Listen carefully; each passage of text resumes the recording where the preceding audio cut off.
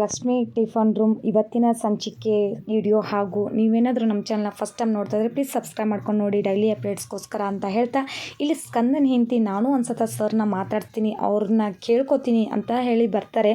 ಆಯಿತು ಸರಿ ಅಂತ ಕೇಳ್ಕೊತಿರ್ತಾರೆ. ಸರ್ ನೀವು ಭಾಸ್ಕರ್ ಸರ್ ಸ್ಟೂಡೆಂಟ್ ಅಲ್ವಾ ಸರ್, ನಿಮ್ಮ ಫೋಟೋನ ನಾನು ಕೋಚಿಂಗ್ ಸೆಂಟ್ರಲ್ಲಿ ನೋಡಿದ್ದೆ ಸರ್ ಅಂತ ಹೇಳ್ತಾರೆ. ಹೌದಾ ಸರ್, ನಾನು ಕೂಡ ಅಲ್ಲೇ ಭಾಸ್ಕರ್ ಸರ್ ಸ್ಟೂಡೆಂಟ್. ಯಾವಾಗ ನನಗೂ ಕೂಡ ನಿಮ್ಮನ್ನ ನೋಡಿ ಖುಷಿ ಆಯಿತು ಸರ್, ಇವಾಗ ನೇರವಾಗಿ ನೋಡ್ತಾ ಇದ್ದೀನಿ ಸರ್. ಹಾಗಿದ್ರೆ ನೀನು ಮುಂದಿನ IAS ಆಫೀಸರ್ ಆಗೋದು ಖಂಡಿತ ತಗೊಳ್ಳಮ್ಮ ಅಂತ ಹೇಳ್ತಾರೆ. ಸರ್ ನೀವು ಕೂಡ IAS ಆಫೀಸರ್ ಆಗ್ತೀರಾ ಅಂತ ನನಗೆ ಈಗ ಯಾವುದೇ ಕೆಲಸ ಇದ್ದರೂ ನಾವು ಅಂದ್ಕೊಂಡಿದ್ದು ಹಾಗೆ ಆಗ್ತೀವಲ್ಲ ಅಂತ ಹೇಳ್ತಾರೆ. ಆಗ ಆಯಿತು ಸರ್ ದೊಡ್ಡಪ್ಪ ಈ ಮಾತುಗಳನ್ನೆಲ್ಲ ಕೇಳಿಸ್ಕೊಂಡ್ಬಿಡ್ತಾರೆ. ಅಯ್ಯೋ ನಮ್ಮ ಸ್ಕಂದನ ಹೆಂಡತಿ IAS ಆಫೀಸರ್ ಆಗ್ತಾ ಇದ್ದಾಳ, ಹಾಗಿದ್ರೆ ಮೊದಲು ನಾನು ಅಪ್ಪನಿಗೆ ಹೇಳಬೇಕು ಅಂತ ಇಲ್ಲಿ ಸ್ಕಂದನ ದೊಡ್ಡಪ್ಪ ಹೋಗ್ತಿದ್ದಾರೆ. ಈಗ ಸ್ಕಂದನ ದೊಡ್ಡಪ್ಪ ಮೊದಲೇ ಮರುವಿನ ಕಾಯಿಲೆ ಇರುತ್ತೆ, ಈ ವಿಷಯನ ಬೇಗ ಮರಿತಿರ್ಬೋದು. ಆದರೆ ನಾಳಿನ ಸಂಚಿಕೆಯಲ್ಲಿ ಏನಾದರೂ ಹೇಳ್ತಾರಾ ನೋಡೋಣ.